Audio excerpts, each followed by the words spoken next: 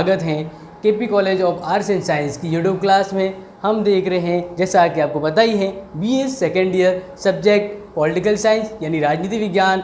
और राजनीति विज्ञान में बीए सेकेंड ईयर का ये सेकंड पेपर मैं आपको पढ़ा रहा हूँ, और सेकंड पेपर में भी 7th लेसन एंड 7th का ये थर्ड पार्ट है। ओके, तो आप समझ रहे होंगे, कंटिन्यू हम चल रहे हैं बीए सेकेंड ईयर के लेसन को लेकर यहाँ पे। तो आपको कुछ भी कैसा भी अगर डाउट है तो आप कमेंट बॉक्स में मेंशन कर सकते हैं, और पिछले वीडियो है वो आप देख सकते हैं। और इस वीडियो को, इस चैनल को आगे लाइक शेयर और सब्सक्राइब जरूर करें, ठीक है ना। तो अब देखते हैं, अपना टाइटल है जीन जैक्स रूसो, यानी रूसो के बारे में ही ये लेसन है। रूसो की जीवन पद्धति को जाना है, उनके विचारों को जान रहे हैं, उनके सामाजिक समझौतावादी सिद्धांत को जान रहे हैं। आज हम देखते हैं रूसो ने सामाजिक समझौते के अंतर्गत सामान्य इच्छा नाम का एक जिक्र किया था कि वहाँ की जो पूरी व्यवस्था है सामाजिक समझौते के तहत वो सामान्य इच्छा के अकॉर्डिंग चलती है। तो व्हाट इज सामान्य इच्छा, मतलब सामान्य इच्छा है क्या, सामान्य इच्छा है क्या, सोशल विशेष की हम बात करें यहाँ पे, तो यही आज का अपना टॉपिक है कि सामान्य इच्छा किसे कहते हैं, सामान्य इच्छा है क्या एक्चुअल में, उसको हम यहाँ पे जानेंगे। तो जैसे कि मैंने आपको बताया है, रूसो ने इसके बारे में, रूसो ने सामान्य इच्छा के बारे में तब कहा जब सामाजिक समझौते का निर्माण होता है, और सामाजिक समझौते के तहत लोग अपने जितने भी अधिकार हैं वो समाज को सौंप देते हैं। और इस तरह से जो समाज है वो सबके हित के काम करता है। तो यानी जो समाज को यहाँ पे जो पावर दिया जा रहा है वो है सामान्य इच्छा, समझ रहे हैं ना। सामान्य इच्छा, और इसी के अकॉर्डिंग वह व्यवहार करेगा, राज्य में व्यवस्था बनाए रखेगा। और ये फिर कह रहा है कि सामान्य इच्छा के ऊपर कोई नहीं है, सामान्य इच्छा सर्वोच्च मानी गई है, जैसे संप्रभुता है थॉमस हॉब्स ने कहा था। ओके, अब यहाँ पे हम देखते हैं, इसको थोड़ा डिटेल से जानेंगे क्योंकि एग्जाम में आए तो आप किस तरह से लिख सकते हो।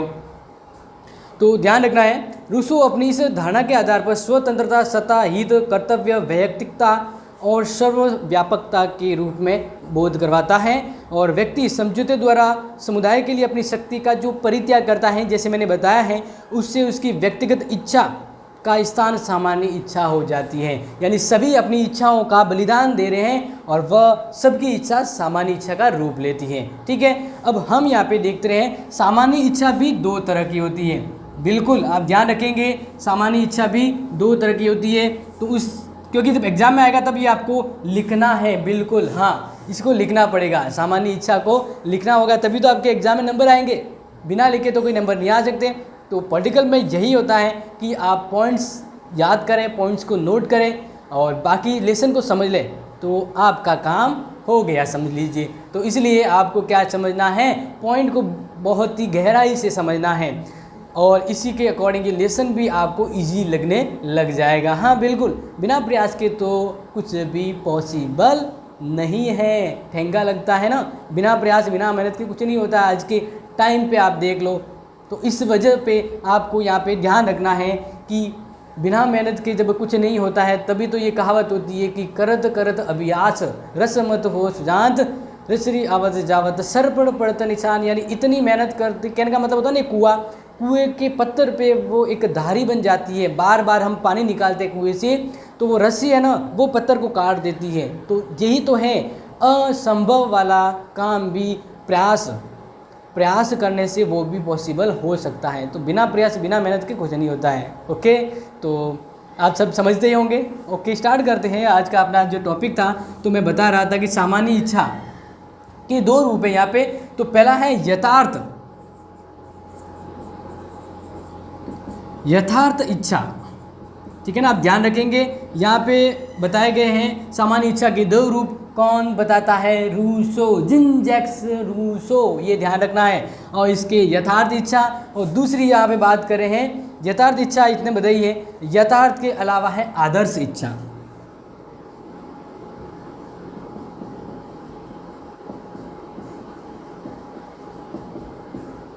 ओके, अब इसको देखो, ये थोड़ा कंफ्यूजन हो तो इसलिए मैं यहाँ पे इसका इंग्लिश ट्रांसलेशन भी बता देता हूँ।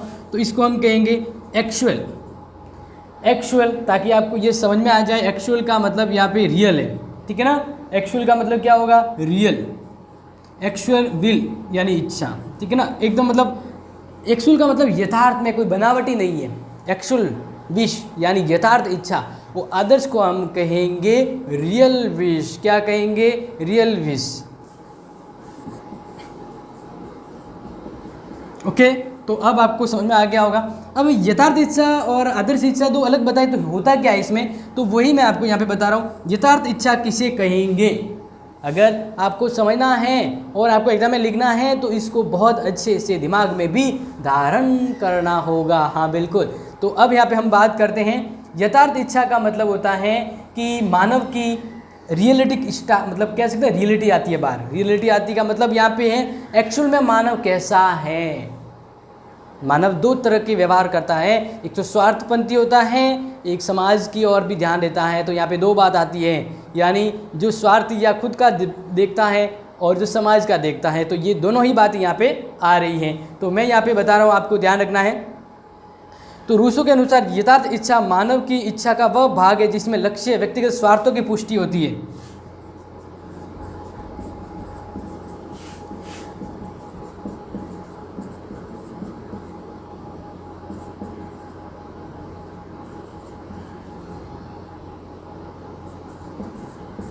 समझ रहे हैं ना आप?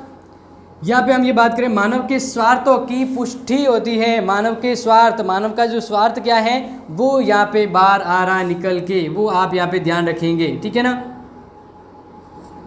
मानव का स्वार्थ क्या है वो, यानी कहते हैं ना कि अंदर से मानव क्या सोचता है, क्या करता है, तो कहीं ना कहीं अंदर से मानव थोड़ा स्वार्थी भी होता है। तो स्वार्थपन में जो इसकी इच्छा होती है, मुझे ये करना है, मेरे लिए ये चाहिए, मेरे परिवार के लिए ये चाहिए, ठीक है ना, मैं खुद का मैं मेरा देखूँ, मुझे दूसरों से मतलब नहीं है, जबकि मेरा कुछ हो नहीं जाए तब तक मैं दूसरों को ध्यान नहीं दूंगा। तो इस तरह से अपनेपन, अपने स्वार्थ की व्यक्तिगत इच्छा को हम कहते हैं यथार्थ इच्छा। समझ रहे होंगे? तो इसमें ध्यान रखना है। दूसरा हम यहाँ पे बात करें, इसमें लक्ष्य व्यक्तिगत स्वार्थों की पुष्टि होती है।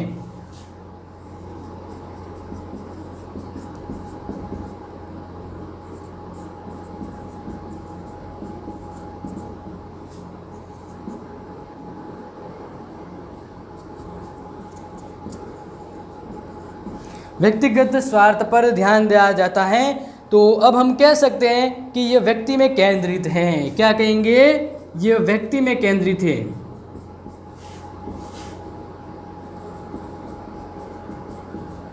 और व्यक्ति का ये खुद डेवलपमेंट चाहता है, खुद की इच्छाओं को पूरा करना चाहता है। यथार्थ इच्छा इसे कहेंगे। किसे कहेंगे? यहाँ पे एक्चुअल इच्छा मैंने बता दिया गया है, जो आपको ध्यान रखना है, ठीक है ना। अब हम बात करें कि यथार्थ इच्छा का मतलब क्या है। ये यथार्थ इच्छा का मतलब है मानव की स्वार्थपन जैसी जो इच्छा है, स्वार्थ की पूर्ति के लिए जो वो कार्य करता है, उस समय उसकी जो विश, जो रियल जो कहते हैं ना बात सामने आती है, यथार्थ इच्छा कहलाती है, ठीक है ना। ओके, तो नेक्स्ट है व्यक्तिगत स्वार्थ पर। व्यक्ति में दो गुण होते हैं, वो तो मैंने आपको बताया। व्यक्ति में दो गुण होते हैं, एक तो वो स्वार्थी होता है, एक परोपकारी होता है। तो स्वार्थी होता है वो इच्छा कौन सी होगी? यथार्थ इच्छा होगी। बार बार मैं ये रिकॉल इसलिए करवा रहा हूँ कि चीज़ आपके दिमाग में क्लियर हो जाए और ये टॉपिक आपको दूसरी जगह ढूंढने की जरूरत नहीं पड़े। आपकी जो कहते हैं ना, आपकी भी स्वार्थपन की जो इच्छा है इस टॉपिक से, वो अभी पूरी हो जाए। मैं भी ये प्रयास करता हूँ। फिर है यहाँ पे एक और बात आती है कि व्यक्तिगत स्वार्थ, खुद का पर्सनल इंटरेस्ट क्या है, वो चीज़ें ज़्यादा सर इसमें फोकस होती है। पर्सनल इंटरेस्ट को लेकर जो व्यक्ति कार्य करता है और जो इच्छा रखता है, यथार्थ इच्छा कहलाएगी। इसमें व्यक्ति केंद्रित कार्य होते हैं। आई थिंक आपको ये चीज़ बहुत ही अच्छे से क्लियर हुई होगी। अब देखते हैं आदर्श इच्छा। आदर्श इच्छा आप समझ गए होंगे, जस्ट उल्टा। यहाँ पे व्यक्ति अपना खुद का ज़्यादा हित न देकर समाज के हित में सोचता है। हाँ, समाज के हित में। तो इसको यहाँ पे हम देखते हैं, या इससे पहले थोड़ा इसके बारे में ध्यान दीजिए कि डॉक्टर आशीर्वादम ने क्या कहा है। उन्होंने कहा है कि यह व्यक्ति की समाज विरोधी इच्छा है। क्यों? क्योंकि इसमें वो खुद के बारे में सोचता, समाज के बारे में नहीं सोचता, तो हो गई ना समाज विरोधी। इसलिए इस इच्छा को यहाँ पे क्षणिक और तुच्छ इच्छा भी कहा गया है। ये भी नोट कर दीजिए, क्षणिक एवं तुच्छ इच्छा। ओके, आप समझ रहे हैं। क्षणिक यानी क्षण भर की होती है, स्वार्थपन हो गया पूरा। और इसके तुच्छ इच्छा यानी कोई बड़ा महान कार्य नहीं है, छोटी मोटी इच्छाएं भी हो सकती हैं। तो तुच्छ इच्छा के बारे में ये कथन डॉक्टर आशीर्वादम के द्वारा कहा गया है। आते हैं आदर्श इच्छा के ऊपर। तो देखिए, अब ये तो बताइए, मैंने बता दिया जस्ट विपरीत है। अब इसमें विपरीत है तो क्या है, तो इसमें देखना है लक्ष्य संपूर्ण समाज का कल्याण।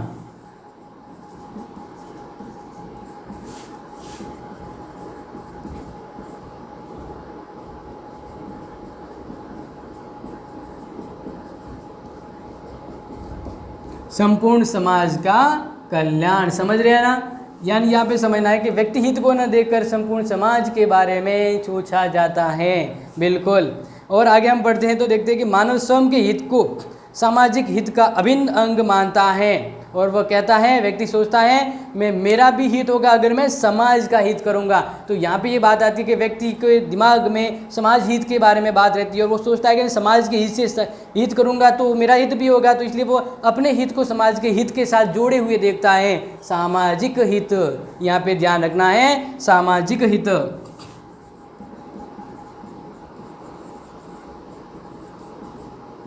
सामाजिक हित। आगे नेक्स्ट यहाँ क्या विचार आते देखते हैं। संपूर्ण समाज के हित की दृष्टि से वह विचार रखता है। इच्छा में व्यक्ति स्वार्थ का सामाजिक हित के साथ सामंजस्य, व्यक्तिगत स्वार्थ पर सामाजिक हित की प्रधानता। Very good. व्यक्तिगत हित पर सामाजिक हित की प्रधानता। अब आई थिंक आपको ये चीज़ें बहुत अच्छे से समझ में आई होगी और मैं ये मानता हूँ कि सामान्य इच्छा को समझना आपके लिए इजी हो गया है। सामान्य इच्छा के अंतर्गत दो तरह की इच्छा होती है और इन दोनों के सम्मिलित रूप को ही तो हम क्या कहते हैं, सामान्य इच्छा। क्या कहते हैं, सामान्य इच्छा। समझ में आ रहा है। अब प्रश्न ये पूछ लिया जाए कि भाई सामान्य इच्छा की बात कर रहे हैं, ये आई कहाँ से है। तो ध्यान रखना है, जब रूसो कहता है कि सामाजिक समझौता हुआ और सामाजिक समझौते के दौरान लोगों ने अपने सब अधिकार इच्छाएं एक समाज को सौंपी, अपनी सब इच्छाएं अपने अधिकार एक समाज को सौंपे, तो सबकी इच्छाएं समाज में फिर वो पलट कर आएगी सामान्य इच्छा के रूप में, यानी फिर वह सामूहिक हित में काम करती है। तो यह एक परिणाम है व्यक्तिगत स्वतंत्रता के बलिदान के साथ सामाजिक स्वतंत्रता प्राप्त करना। तो अब इसके बारे में भी डॉक्टर आशीर्वादम क्या कहते हैं, तो सुनिए। आशीर्वादम ने कहा है कि यह जीवन के समस्त पहलुओं का व्यापक रूप में दृष्टिपात करता है और यह विवेकपूर्ण इच्छा है। यह व्यक्ति और समाज के सामंजस्य से प्रकट होती है। एक और पॉइंट आता है, यह विवेकपूर्ण इच्छा है।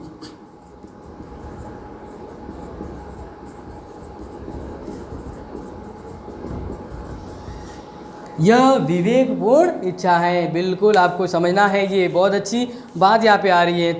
अब नेक्स्ट हम आगे बढ़ते हैं तो आपको ध्यान रखना है कि इस तरह से हमने ये तो जान लिया है सामान्य इच्छा के तौर। आगे हम देखते हैं, डॉक्टर आशीर्वादम कहते हैं कि सामान्य इच्छा की परिभाषा एक समाज के सदस्य की आदर्श इच्छाओं के योग, इससे भी अधिक उत्तम शब्दों में एकीकरण के रूप में की जा सकती हैं। दोनों का सामूहिक रूप में सामान्य हित, ठीक है ना, व्यक्ति हित के साथ सामान्य हित की भी पूर्ति, सामान्य इच्छा। तो इस तरह से सामान्य इच्छा संपूर्ण समाज की सामूहिक अथवा सभी व्यक्तियों की ऐसी इच्छाओं का समूह है जिसका लक्ष्य क्या है, सामाजिक लक्ष्य, सामाजिक हित है। क्या है, सामाजिक हित।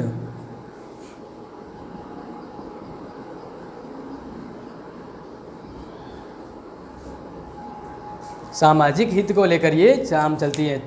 अब देखिए, उपयुक्त विवेचन के बाद क्लियर हो गया है, समझ में आया होगा। आगे हम देखते हैं, सामान्य इच्छा के दो अंग होते हैं।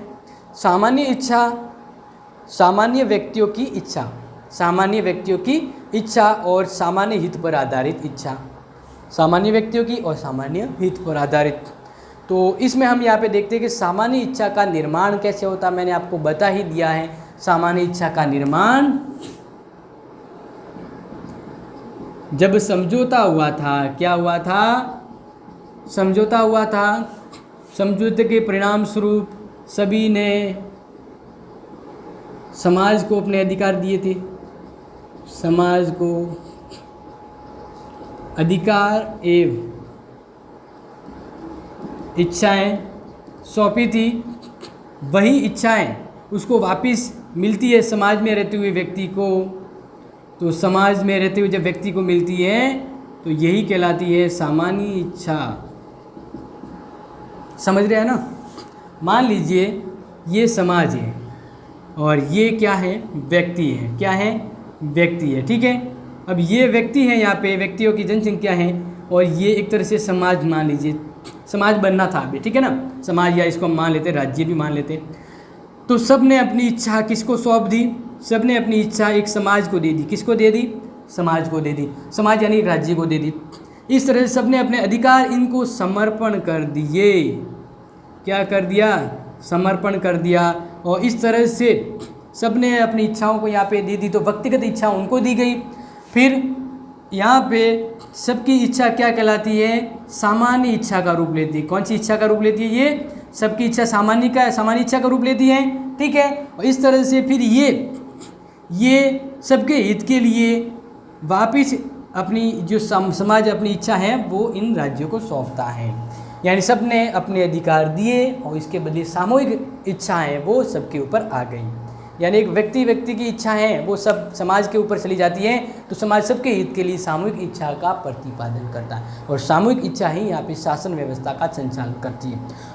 तो फिर आपको ये चीज़ें समझ में आई होगी, बिल्कुल आई होगी, कोई डाउट नहीं है, बिल्कुल भी डाउट नहीं होना चाहिए। अब तक तो आपको एक शून्य प्रकार का भी डाउट नहीं होना चाहिए जिस तरह से मैं समझा रहा हूँ। फिर भी रह जाता है तो कमेंट बॉक्स इसीलिए तो होता है, कमेंट बॉक्स में कमेंट ठोक दीजिए अगर आपको कोई समझ में नहीं आया है तो।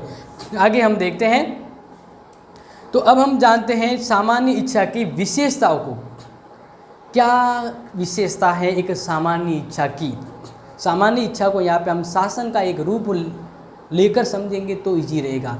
एक शासन का रूप सामान्य इच्छा, ताकि आपको बेहतर समझ में आ जाए।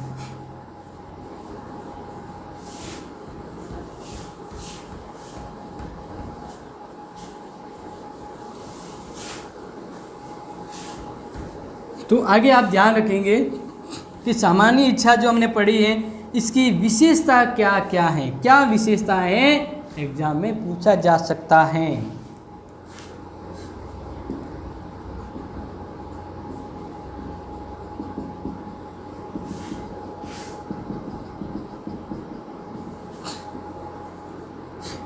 सामान्य इच्छा की विशेषता हम यहाँ पे जान रहे हैं। कैसी विशेषता रखता है ये?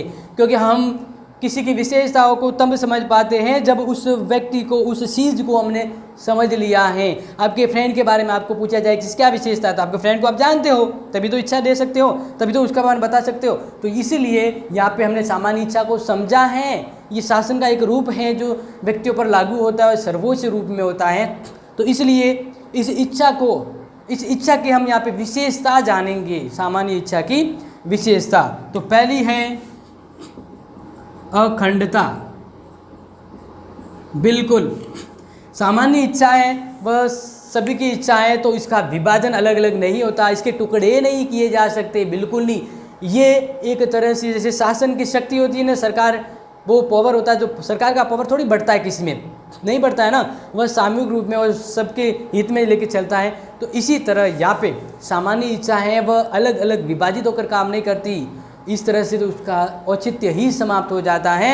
यहाँ पे कहा गया है सामान्य इच्छा राष्ट्रीय चरित्र में एकता उत्पन्न करती है और उसे स्थिर रखती है। इस तरह से यह सामान्य इच्छा विवेक युक्त बुद्धि जन्य व्यक्तियों के पास रहती है और इसका विभाजन या हम कह सकते हैं टुकड़े नहीं हो सकते। ठीक है, दूसरी हम इसकी विशेषता देखते हैं यहाँ पे अदेयता। ध्यान रखिए, अदेयता का मतलब है किसी को देना, कोई चीज़ किसी को दे। देखो इसका मतलब क्या था? देयता यानी देना। अदेयता का मतलब न देना। तो इसका मतलब है कि जो ये सामान्य इच्छा है, हम बात करें इस सामान्य इच्छा की, सामान्य इच्छा किसी को दी नहीं जाती।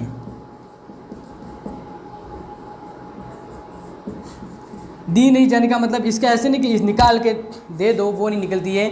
यानी एक मान लीजिए किसी की इच्छा है, मान लीजिए समाज की इच्छा है, वो समाज से निकाल दिया जाए तो समाज का अस्तित्व ही समाप्त हो जाता है, समाज का अस्तित्व ही समाप्त हो जाता है। तो ये तो समझ रहे हैं कि सामान्य इच्छा यानी समाज की इच्छा अगर वो समाज से निकल के बाहर आ जाए तो समाज का अस्तित्व समाप्त हो जाता है। यानी सामान्य इच्छा है वो दी नहीं जाती है, जिसको दी जाएगी उस शासन व्यवस्था यानी उस शासन व्यवस्था किसी और उसका रूप हो जाएगा। तो यहाँ पे किसी को दे और पूर्व का शासन चलाए वो नहीं हो सकता है, क्योंकि सामान्य इच्छा क्या है, अदेह है, यानी शासन चलाने का जो पावर है वह किसी को नहीं दिया जा सकता, अदेहता माना जाता है। क्योंकि सामान्य इच्छा सभी के हित के लिए काम करती है तो वह समाज में ही रहती है, ये आप ध्यान रखेंगे।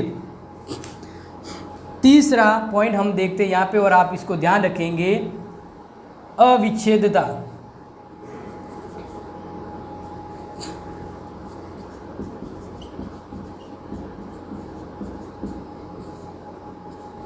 अविच्छेदता क्या है, इसको ध्यान से समझिए। सामान्य इच्छा की विशेषता यह है कि इसे संप्रभुता से अलग नहीं किया जा सकता। मैंने पहले ही कहा था सामान्य इच्छा के अंतर्गत क्या शामिल है, शासन चलाने की शक्ति। और शासन चलाने की शक्ति किसको कहते हैं, बिल्कुल शासन चलाने की शक्ति कहते हैं संप्रभुता को। किसे कहते हैं, संप्रभुता। तो सामान्य इच्छा के साथ संप्रभुता संलग्न होती है और सामान्य इच्छा सबके हित के लिए काम करने की इच्छा होती है, उसमें संप्रभुता शामिल होती है, यानी वो फिर पावरफुल और राज्य हित में काम करती है। तो भी सामान्य इच्छा से संप्रभुता अलग कतई नहीं हो सकती है। यहाँ पे बात यही कही गई है, क्योंकि एक शरीर के अंदर प्राण होते हैं, अगर शरीर में से प्राण निकल जाए तो फिर उस प्राण का और शरीर का दोनों का अस्तित्व समाप्त हो जाएगा। यहाँ पे यही बात आ रही है कि सामान्य इच्छा में संप्रभुता उसी प्रकार काम करती है जिस प्रकार एक शरीर में प्राण वायु काम करती है। तो इसी को हम यहाँ पे कहते हैं अविच्छेदता। अलग नहीं हो सकते, कौन अलग कौन नहीं हो सकते, सामान्य इच्छा, और इसके अंतर्गत होती है संप्रभुता। समझ रहे हैं, संप्रभुता। तो ये अलग नहीं हो सकती है, बिल्कुल आप ध्यान रखेंगे। आगे आते हैं और देखते हैं नेक्स्ट वाला पॉइंट, पॉइंट नंबर 4। और 4 में कहा गया है सर्वोच्च और निरंकुश।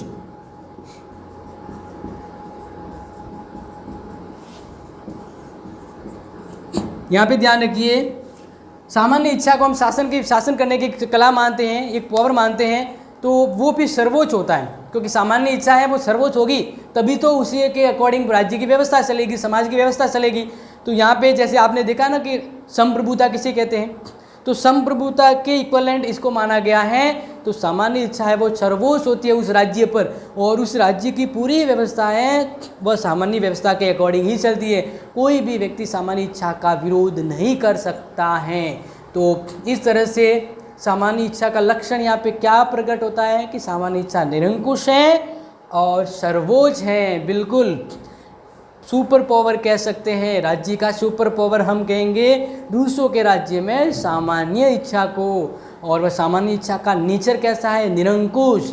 इसके ऊपर किसी और की इच्छा नहीं चलती, सामान्य इच्छा के ऊपर किसी और की इच्छा नहीं चलती है, तो ये कहलाएगा निरंकुश। सामान्य इच्छा कैसी है, निरंकुश है और सर्वोच्च।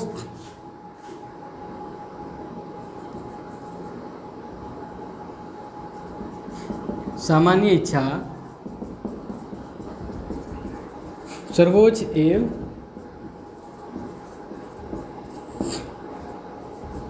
निरंकुश होती है, ये आप ध्यान रखना, ठीक है। नेक्स्ट आते हैं पॉइंट नंबर 5, और 5 पॉइंट है स्थायी। बिल्कुल ये इसका फितरत मान लीजिए, इसकी विशेषता मान लीजिए, आपको याद रखना है। सामान्य इच्छा स्थायी रहती है, जैसे मानते हैं ना सरकार, तो जैसे मान लीजिए 5 साल के लिए आई हैं तो वो एक तरह से तो स्थायी रहती है। यहाँ पे लोकतंत्र में थोड़ा व्यवस्था ये है कि अगर ढंग से काम नहीं करती तो सरकार चली जाती है। लेकिन अगर राजतंत्र की बात करें तो राजा है वो स्थायी रहता है, उसके बाद पावर रहता है। तो वह हम बात करें यहाँ पे उससे भी बढ़िया वाली सामान्य इच्छा की, वो सामान्य इच्छा है वो परमानेंट है, टेम्परेरी नहीं है, क्योंकि ये सबके हित में काम करती है। सभी लोगों ने अपनी इच्छा है समाज को, राज्य को सौंपी है। तो इस तरह से सबकी इच्छा, सामान्य इच्छा राजहित में काम करती है और ये स्थायी रूप में रहती है। इस तरह से इसका ये लक्षण, इसकी विशेषता हो गई कि सामान्य इच्छा कैसी है, स्थायी प्रकृति की है। सामान्य इच्छा किसी प्रकार के भावनात्मक आवेग सनक परिणाम की वजह से नहीं होती है। ये मानव के हित के लिए, मानव के जन कल्याण के लिए है। तो ये तब तक रहती है जब मानव का अस्तित्व होता है। और लॉर्ड ने कहा है यह न तो सार्वजनिक आवेश में आ सकती है और न आंधियों पे मिलती है। यह राजनीतिक बहकावे वाली बात नहीं है, यह परमानेंट विशेष की तरह काम करती है। नेक्स्ट है पॉइंट 6 और 6 पॉइंट इसकी विशेषता बहु को भी बताता है। इसकी विशेषता सामान्य इच्छा क्या करती है, सामूहिक हित में होती है, सबके कल्याण की बात करती है। तो बस अपना पॉइंट यही है नेक्स्ट वाला। नेक्स्ट पॉइंट है लोक कल्याण।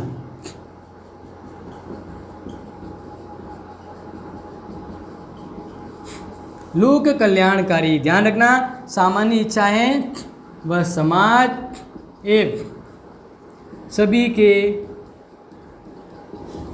कल्याण के लिए कर्तव्यबद्ध।